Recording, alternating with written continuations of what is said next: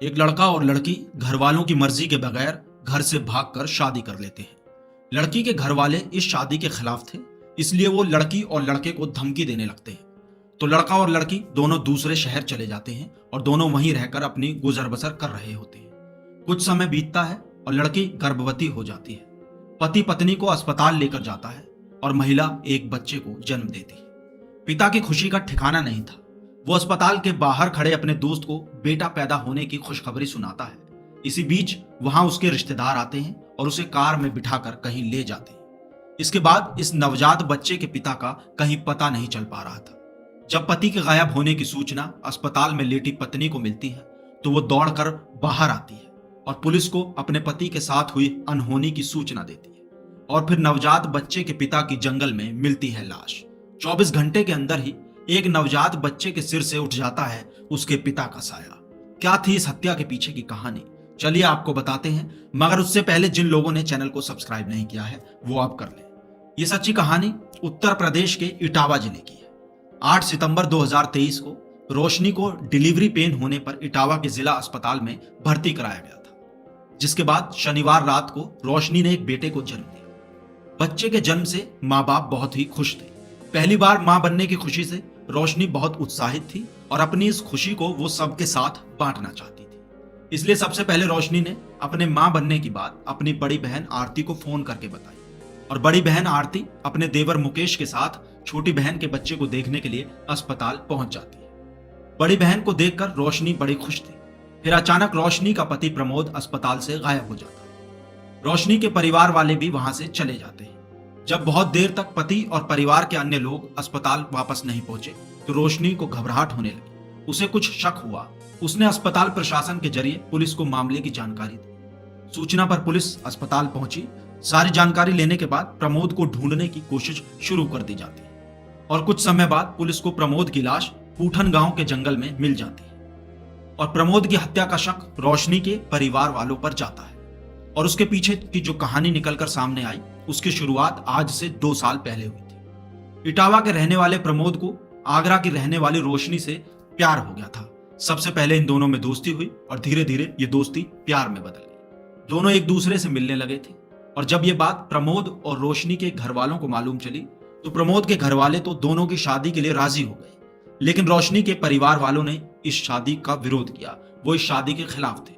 रोशनी के पिता नरोत्तम सिंह ने शादी से साफ साफ इनकार कर दिया था और बड़ी बहन आरती जो शादीशुदा थी वो भी नहीं चाहती थी कि रोशनी की शादी प्रमोद के साथ हो। इसलिए पूरा परिवार रोशनी और प्रमोद की शादी के खिलाफ था। इसी बीच प्रमोद और रोशनी ने घर से भागकर शादी कर ली और जैसे ही रोशनी के घर वालों को यह बात पता चली वो दोनों की जान के दुश्मन बन गए। प्रमोद शादी के बाद अपनी पत्नी के साथ सुखी रहना चाहता था, इसलिए वो रोशनी को लेकर पुणे चला गया और वहीं पर अपनी गृहस्थी बसा ली।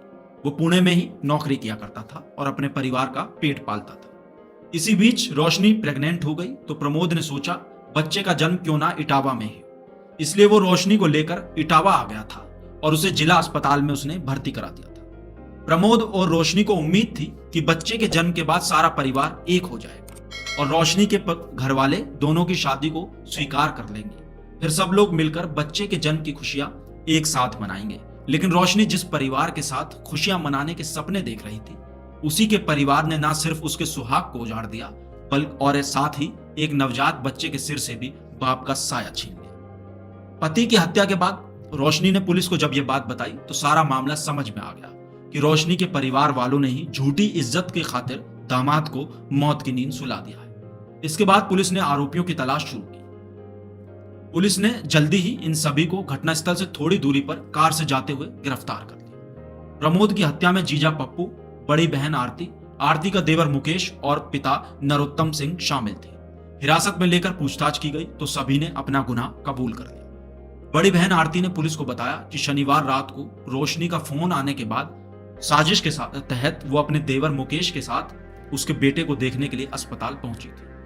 उसने बहन बहनोई का वीडियो बनाकर देवर के माध्यम से पति और परिजनों तक पहुंचा दिया, जिसके बाद परिजनों ने हत्या की खौफनाक साजिश रच दी। प्लान के तहत परिजनों ने पहले प्रमोद को भरोसे में लिया। चाय पिलाने के बहाने प्रमोद को ससुराल वाले अस्पताल से बाहर ले गए। अस्पताल से बाहर निकलने के बाद ससुराल वालों ने प्रमोद को कार में बिठाया और सुनसान जगह पर ले गए। सिविल लाइन इलाके के पूठन गांव में सुनसान जगह पर अंगूछे से गला घोंटकर ससुराल वालों ने दामाद की हत्या कर दी और शव को वहीं पर फेंक कर फरार हो गए। रोशनी के परिवार वालों ने बताया कि बेटी के लव मैरिज से वो खुश नहीं थे। मर्जी के खिलाफ शादी को समाज में बेइज्जती समझकर उन्होंने इस जघन्य हत्याकांड को अंजाम दिया। पुलिस ने इन सभी को गिरफ्तार कर किडनैपिंग और हत्या समेत अन्य धाराओं में केस दर्ज कर दिया। हत्या में इस्तेमाल किया गया गमछा भी बरामद कर लिया गया है। इसके अलावा कार भी बरामद कर ली गई है जिससे ले जाकर प्रमोद की हत्या की गई थी। इटावा के एसएसपी संजय कुमार वर्मा ने बताया कि पुलिस ने रोशनी और उसके बच्चे के लिए अस्पताल में सुरक्षा कड़ी कर दी है और रोशनी के स्वस्थ होने पर उसे परिवार वालों को सौंप दिया जाएगा। रोशनी की बड़ी बहन और उसके जीजा ने उसके साथ जो किया वो वाकई में दिल दहला देने वाला है। रोशनी को लग रहा था कि 2 साल से नाराज परिवार के लोग उसके बच्चे को जब चेहरा देखेंगे तो शायद उनकी नाराजगी दूर हो जाएगी। जिस बहन के साथ रोशनी अपनी खुशियां बांटना चाहती थी उसी बहन ने पति के साथ मिलकर उसका सुहाग उजाड़ दिया। वहीं जिस पिता को अपनी बेटी की खुशी में खुश होना चाहिए था उस पिता ने अपनी झूठी शान की खातिर बेटी की सारी खुशियां एक झटके में छीन ली। आपकी इस पर क्या राय है? आप हमें कमेंट कर बता सकते हैं और आगे भी क्राइम की ऐसी सच्ची कहानियों के लिए हमारे चैनल खबर की खबर को सब्सक्राइब कर लें और हाँ, दोस्तों के साथ शेयर करना ना भूलें।